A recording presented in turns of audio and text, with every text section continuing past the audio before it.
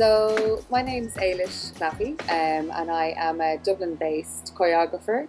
And myself and Alicia Christofi-Walshe, my collaborator, are creating a new work called The Night of the Big Wind, which is a new dance work.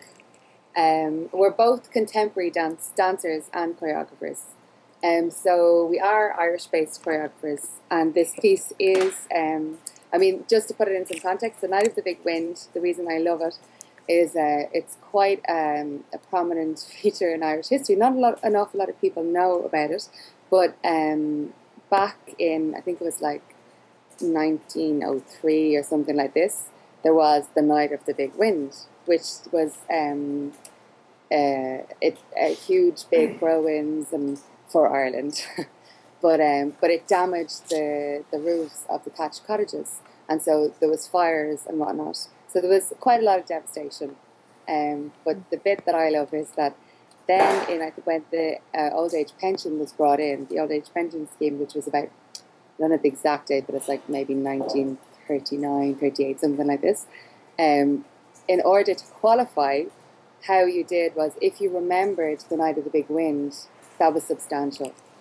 Nice. And I read about this and I just thought to myself, that's the one. So what this piece is it's very much, Alicia is actually from Boston, but she lives at the bottom of a mountain in Wicklow, so outside of Dublin. And at the time, I had been rehearsing and working an awful lot in Dublin city centre. So then we started making work together, and I was travelling out, obviously, into this beautiful countryside. And obviously, it was having, anyway, a big effect on me. I started moving differently. We started talking about the connection, I suppose, with the landscape, with the land and the environment, and what that was. And I started, the next thing I said, we're remembering. Both my dad comes from a farm, my granny comes from Tipperary. And I suppose I started remembering their stories, and all of a sudden I felt a connection that I had never felt before. And anyway, so as we progressed, the piece progressed, and as it stands now, we've brought in two other Irish dancers, Irish-based contemporary dancers, and they're both very physical. One girl, Catherine, she does an awful lot of African dance. Then Deirdre, she plays the bodhrán, great rhythmical, does a lot of tap, Irish dancing. I've got a set dancing background, some more sean-nós. And so what we're interested in is capturing the heart of Irish community. And so where better than around a cup of tea? So in an Irish household, no matter what has happened, whether you failed your exam, your boyfriend dumped you, your granny died, the dog choked, whatever it is, the first thing is it's like, oh, we'll put the kettle on, or oh, put the kettle on. So it's a proper, like, no matter, honest to God. And if you don't drink tea, get out. Or it won't be said to you, but afterwards it'll be like, she's odd, that one. You have to have a cup of tea. So I suppose we've based the whole, it's not about the tea, but it's such a mundane, everyday part of life. It's a ritual at this point. From the, and I did tell you about that girl that left her husband because he drove her mad. Now, obviously, there was other things as well, but like he drove her mad. He used to bang the cup around, the teaspoon around the cup. Imagine how infuriating. One day she just up and left, and that's what she said it was. It was from his fucking how he drank his tea, how he made his tea. So, within making a cup of tea, I suppose what I'm getting at is all the different relationships that happen. So, from the proxemics, so like the spacing, the interaction of people, it's all relationships. So you see the non-verbal communication. But so what we've done is we've just used a really mundane everyday task, and we're looking at then the spatial relationships, the interpersonal relationships, the relationship of the person with the tea, itself. And then we're just working with that and, using different choreographic methods to expand and hopefully offer a texture or like a feeling of of that ritual, and what it is for us, but in another sense without saying it. And yeah, we'll see where it goes. I'm very excited about it. No, it sounds great.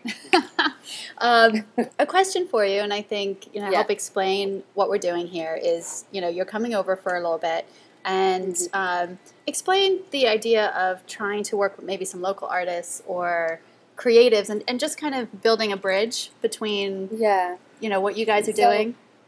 So we're delighted.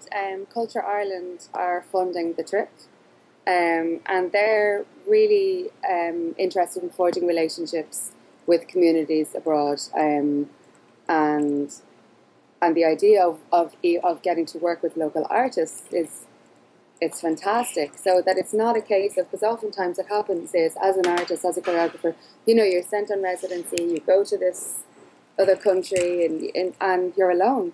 You make work alone. So it's that whole idea of an exchange, absorbing the atmosphere, the culture, the environment. I mean, we are relational beings. I need to interact, and I like to know where I am and who I'm with. So I think that there's an awful lot can be exchanged and shared. And in terms of our choreographic process, it's going to be fantastic. Already chatting about, okay, I'm like, right, I need 2 barons, I need this, and what's Jen's offering? It's already on my mind is banging. I've got barons in the ground and teacups. So I think that's, and even in terms of the future, then hopefully some of the local artists there will get an understanding of where we're coming from, and hopefully then they'll come and reciprocate and feed into our artistic process and in our community. And so all that can do is enrich our communities, our artistic communities. I think it's phenomenal. I think it's great. Yeah, it's very exciting. It's very exciting. Yeah. Now, to end with just a little bit of information about your background and your studies. I'm always studying. Always. So at the moment, I'm studying. I'm doing a specialist diploma in choreological studies. Which is the study of movement. So I'm fascinated in, you hear all choreographers are interested in movement, but I just love watching people and their non-verbal communication, their postures, their gestures, the focus, how they look, everything. So that's where I'm at now. Before that, I study in Trinity Lab and in London. That's where I did my BA, and that was in contemporary dance. But to begin with, it would have been Irish dancing, like every other. I don't think few and far between Irish people don't do Irish dancing. You're just thrown in, and it gets into like you do. It's and the Irish dancing that I like is the into the ground, and I've only, like everything you kind of do full circle. I did it, and then it was like, oh man, this is boring. I want to do ballet and this and that. And then actually you come back around. So I'm at that point where I've come back around, and now I teach, I teach a lot of elderly dance, but I always bring in the set dancing, and because again, it's community, it's people, it's relationships, and there's something again about the celebration, and a bit of wildness. It's the into the ground instead of the none of this arms by the side and, band. What was it? The church band dance. What was it called?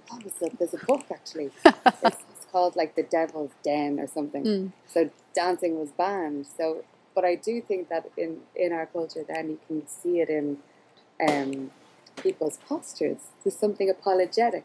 And I'm interested in that, and I'm interested in bringing out the wildness, I suppose, that's there, Great. So yeah, I don't know if that. I also studied theatre directing, and did performance arts, and that side of life. Yeah, that's fabulous. Well, this is great. Well, thank you so much for your time. I know it's late over there, and you're on holiday as well, so we don't want to intrude on that too much. My suntan. Nice. So yeah, we look forward to having you come perform, and I'm going to edit this video and post it.